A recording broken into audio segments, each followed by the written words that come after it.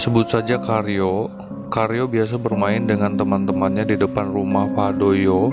Karyo tipe orang yang pemberani dan arogan. Saking beraninya dia pernah bersembunyi di makam yang angker, tempat di mana dikuburnya para korban pesugihan atau para pelaku pesugihan. Untuk desanya mungkin berbatasan dengan daerah Pemalang.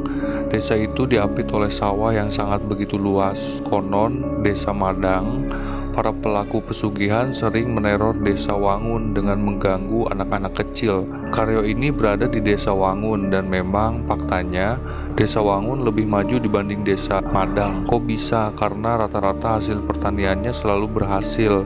Ternak juga sebagai tempat transit para pendatang yang akan melanjutkan ke daerah Batang atau Pekalongan Utara. Karyo bermain dengan temannya yang kala itu berjumlah 5 orang. Padahal orang tuanya telah memperingatkan untuk tidak bermain setelah azan maghrib. "Jangan pulang lagi, tidur di luar," ucap Ibu Cici, ibunda Karyo. Karyo hanya tertawa dan berlari tanpa memikirkan ada bahaya yang akan mengancamnya. "Siapa yang jaga?" tanya Karyo. "Adit, ayo sembunyi, Adit berjaga." Dia menutup matanya dan berhitung hingga 50. Sandarannya adalah tembok rumah Pak Dodo. Karyo, Rohim, Sastro, dan Rusman bersembunyi. Namun mereka berpencar ketika berada di belakang rumah Pak Dodo. "Kamu yakin bakal sembunyi di sini?" tanya Rohim. "Bagaimana lagi, yang penting jangan ketahuan," ucap Sastro. Mereka bingung, sedangkan hitungan sudah mencapai 30. Karyo dan yang lainnya masih belum tahu tempat bersembunyi mana yang cocok untuk mereka. "Aku di kandang sama Rohim. Karyo sama Rusman di mana?" Karyo langsung berlari menuju pohon salak yang tumbuh liar di dekat kandang. "Rio, mau kemana? Tunggu dulu," tanya Rusman. "Man, jaga anak itu," ucap Rohim. Rusman berlari mengejar Karyo yang sudah bersembunyi. Entah mereka tahu atau tidak, orang tua dari mereka mencari kesana kemari. Tampaknya teror pocong hitam itu akan segera dimulai. "Pak, Karyo belum datang," ucap Bu Cici.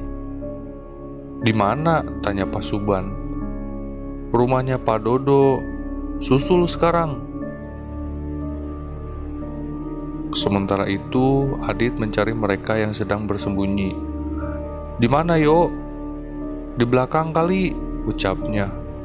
Adit mendengar suara hentakan kaki di kandang kambing. Pikirnya ada orang yang bersembunyi di situ.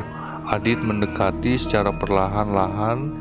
Langkah kaki yang dipelankan, dia menghindari menginjak kaki di ranting kering, dedaunan, dan juga bekas botol-botol yang berserakan. Begitu Adit telah berada di bibir pintu kandang, dia mendapati 2 orang yang sedang menundukkan kepala. "Apakah tidak bau bersembunyi di sini?"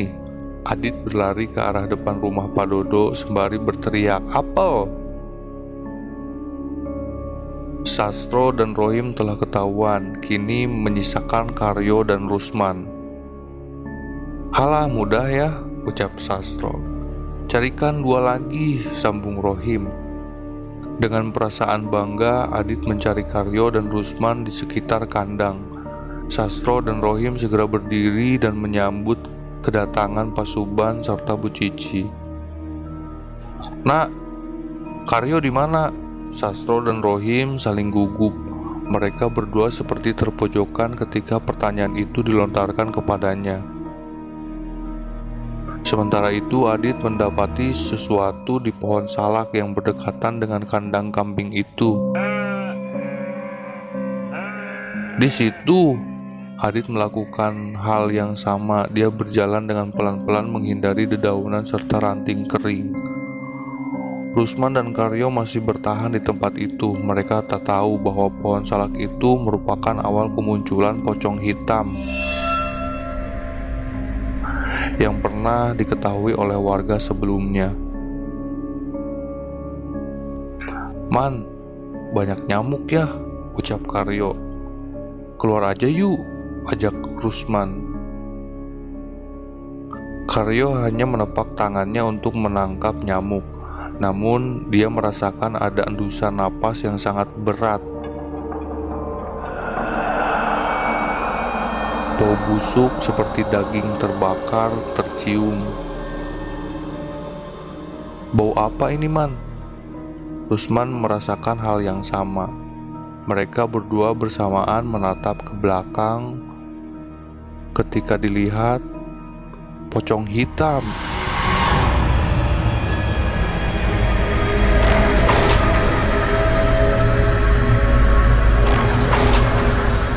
Rusman berlari meninggalkan Karyo, sedangkan Karyo hanya terdiam menatap wajah buruk pocong itu. "Ampun," ucap Karyo. Rusman yang keluar dari tempat itu bersembunyi mengagetkan Adit.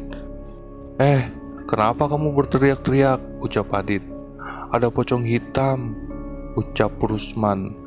"Karyo mana?" tanya Adit. "Karyo tadi di belakang."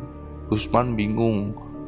Dia berlari ke arah depan rumah Pak Dodo. Adit menyusul Rusman dari belakang. Dia juga tak ada pikiran untuk menyelamatkan Karyo. Teriakan Rusman membuat Pak Suban dan Bu Cici bertanya-tanya.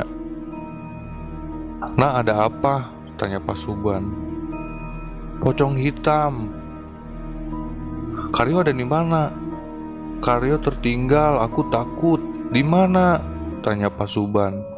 "Pohon salak." Pak Suban langsung berlari. Sementara itu, Bu Cici menyuruh mereka untuk pulang ke rumahnya masing-masing. Beberapa warga mulai membukakan pintunya. Dia bertanya-tanya dan apa yang sedang terjadi. Mengapa anak-anak masih berkeliaran di luar rumah? "Ayo, aku bantu," ucap beberapa warga. Para warga berduyun-duyun menuju pohon salak sembari membawa lentera. Hal yang serupa dirasakan Pak Suban. Dia masih mencari Karyo di pepohonan salak. Pak Suban melihat dengan mata kepalanya sendiri tubuh Karyo yang tergeletak di antara dedaunan yang berserakan, tepat di antara apitan pohon salak yang digunakan sebagai tempat bersembunyi Rusman dan Karyo. "Badanmu panas, Nang," tangisan Pak Suban. Kala itu tubuh Karyo seperti orang yang terkena racun, membiru, bengkak, sesekali tubuhnya bergerak-gerak.